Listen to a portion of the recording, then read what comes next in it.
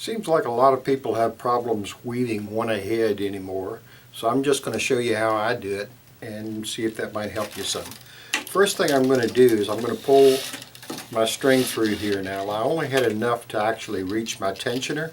Then I'm going to take this string here, which is the next string that I'm going to tension, and I'm not going to leave it down here. If I leave it down here, what it does is it has a tendency to pull this high string down and pull that low string up. So I'm going to slide it all the way up against the last tension string. Now I can take my cross string and pre-weave one ahead.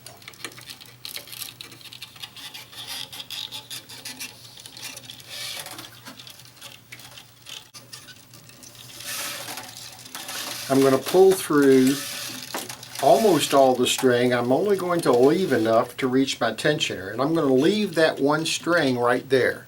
I'm not going to pull it straight across there, because when I do, if I do, what's going to happen is it's going to pull that string under tension straight across all these beans.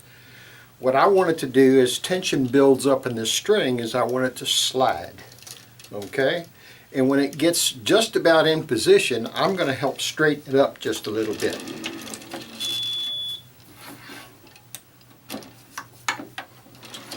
Then I've got a short loop of string here that I use to reach my tensioner, and I'm going to pull this string through and slide this next string that I'm going to tension all the way up against that previously tensioned string. Now I can pre-weave my next cross, and I'm going under high strings and over low strings, and it makes it a lot easier to actually weave my crosses. Again, I'm pulling most of my string through now when there's very little friction on these strings, and then only leaving enough to reach my tensioner.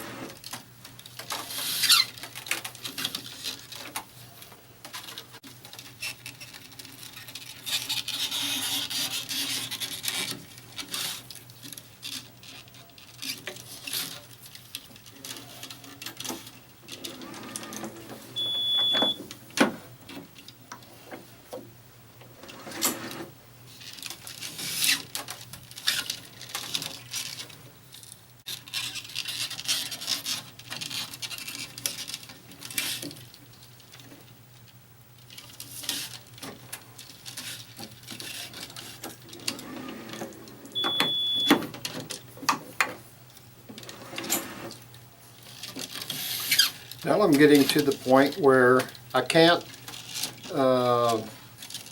weave one ahead because my string is getting too short.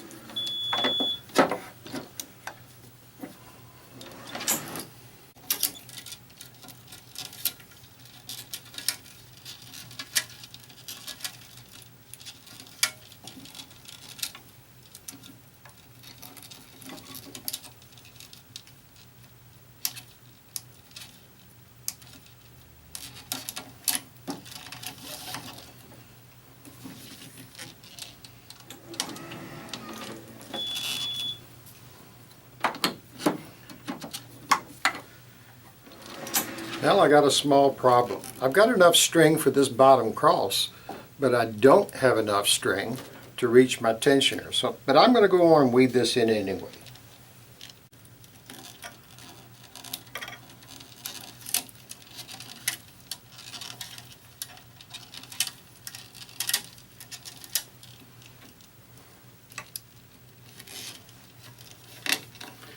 Because I can't reach my tensioner, I'm going to use my clamp as a bridge. There's two little eyes on this starting clamp, and those holes are used to bridge a string. I'm going to use the clamp to clamp the string, then get me a spare piece of string to put in these holes to reach my tensioner. Now that I've got a little scrap string in my starting clamp, I can go on and tension my string.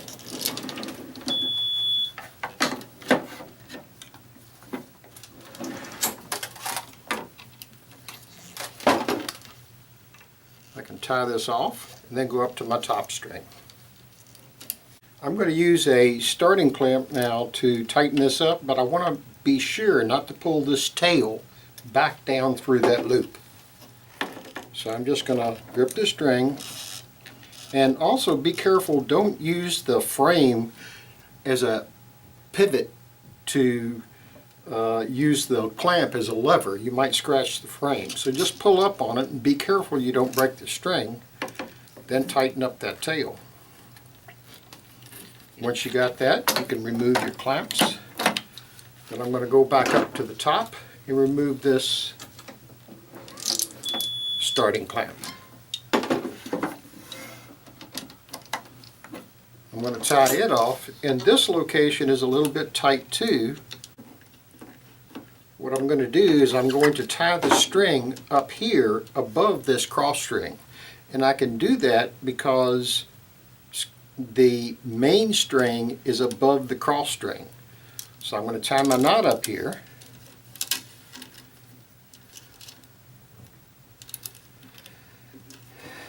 And all I have to do is just give it a gentle tug, and it'll pull right over that cross string and right up against the ground. Probably heard it snap.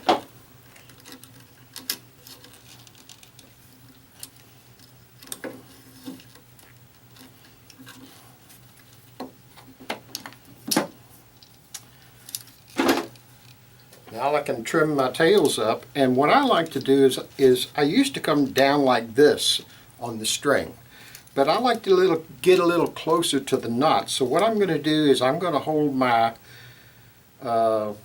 side cutters on the string and far down horizontally so that I don't cut the string in the racket, and I'm just going to cut the tail off. Now I actually bend the string down so I can get down pretty low, and that gives me a pretty nice looking knot. I hope that helps you. If you got any questions, leave a comment below.